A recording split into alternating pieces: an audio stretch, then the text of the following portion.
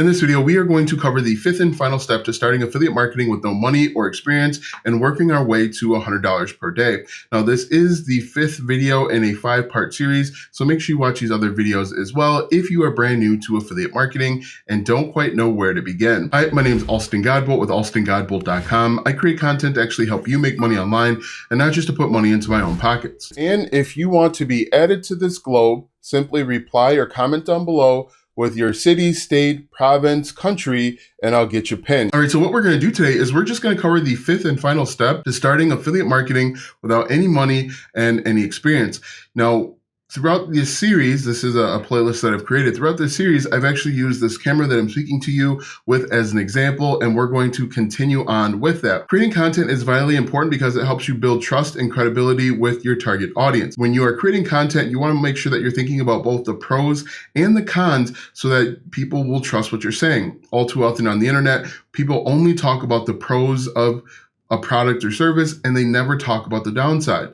The downsides can actually be used as another selling opportunity, which we'll cover later on in this video. But in order to create a piece of content, this is exactly what I do. I will open up a Google Doc, as you can see on my screen, and I will type in my title or my keyword, and then I simply just do who, what, when, where, why, and how in bullet points underneath my title. And this is something that I learned back in elementary school. Creating the who, what, when, where, why, and how helps you identify the questions that your target audience might be asking, and so that you can answer them to help build a stronger connection and actually get them to buy. Now, the cool thing with this process is that it works with YouTube, Instagram, blog, it works everywhere. Now, the way that you use the information that you get out will be a little bit different depending on the platform, but this can work for any type of content. The other cool thing is this is just a brainstorming session. You don't have to use all of the questions that you put out or the statements that you come up with. This is just going to help you think clearly when it comes to creating content. As you can see on the screen here, I have best camera for YouTube videos. That's the keyword that we want to go for.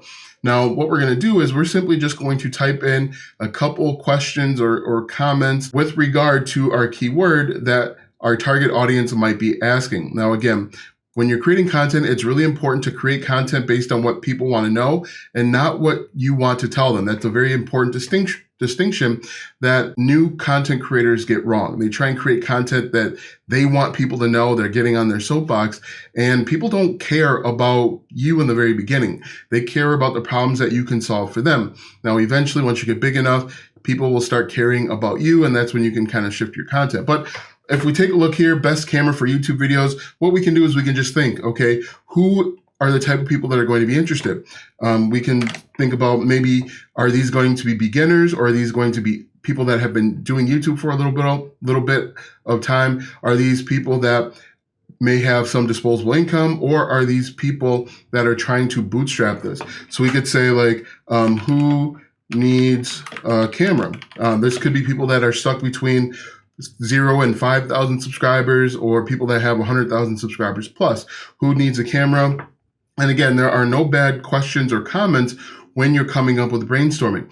Let's say, who is our target audience? Who is our target audience? And then we could say something like that. We could say something like beginners, because people that are just getting started as a beginner, as you know, they might be trying to start with a camera that's less than $100 or $200. But people that are experienced and have 10,000 followers, for example, they're going to be having different questions. People that already purchased a camera are going to have different questions. And so you want to make sure that you are thinking about that. But this is how I simply go about coming up with the content. In the last week's video, we talked about how to find keywords, and this best camera for YouTube videos is a keyword that we used. So we could say like, what are the best cameras? What are the best cameras? And then we could say, why are they the best? Why are they the best cameras? Or we could say, why should you consider upgrading? And then you can also look at the inverse. Why you should not upgrade your camera. Okay. And again, you're just going to go through and do this for each one. We could also look at how and say, how to find the best camera for your needs. Now, This is a really good question because you can actually break this out into different subtopics and subheadings. One of the questions that I get all the time is, how long should a piece of content be? How long should a YouTube video be? How long should a blog post be? The answer really is it should only be as long as it needs to be. Now that may sound confusing and not make any sense, but if you can create a very good YouTube video in 7 minutes, that's how long your blog, or that's how long the YouTube video should be. If you're creating a best camera for YouTube videos, if you're doing a 10 cameras review or comparison, a 10-minute video is good. You know, it's as long as it's thorough and it addresses any questions or comments that your target audience has. You don't want to make a 45-minute YouTube video about best cameras if you could have kicked it down or brought it down to 10 or 15 minutes. So the number one question I get when it comes to creating content is, how long should a piece of content be? And the same thing goes with a blog. Sometimes people will write unnecessarily long blog posts because other people in the market, other people writing on that same topic have done the same thing, but you don't necessarily know that that was the key to getting ranked. They just see that, okay, this blog post was 3,000 words. I better make mine 4,000 words. And then that's when they add in a bunch of fluff. A better way to do it is to write maybe a 2,000 word blog post and then use Pinterest or TikTok or YouTube to push people to that blog post so that you're not just writing just to write. Okay. So this is, in my opinion, the absolute best way to create content. Now, earlier, I mentioned if there is a negative or a downside about a product. Maybe, for example, this camera right here doesn't have a forward-facing monitor. So I don't know what's going on right now. Unfortunately, I'm just hoping and praying that it's not blurry. What we could do is we could actually think of different solutions to help them. So one of the cons I would say is, hey, I love this camera. It's great for YouTube. However, there's no front facing camera. So I don't know what I'm going to say or what I'm going to do. That is an opportunity to sell something else or find a different solution to think for your customer, your target audience, to help build trust. Maybe a solution is to come up with the perfect camera setting so that you know, or they know, that it's recording in a beautiful picture every single time.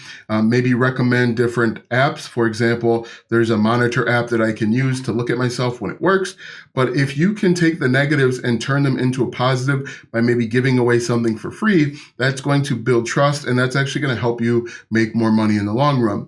For example, when I was promoting some other course, I talked about, hey, one of the problems is it doesn't really go in depth into this portion. However, I put together a step-by-step guide to help you out with that. So again, even the negatives you can turn into positives, which are essentially buying opportunities. So this process works. It may take some time to get to be thorough enough so that it makes sense. You can also use ChatGPT.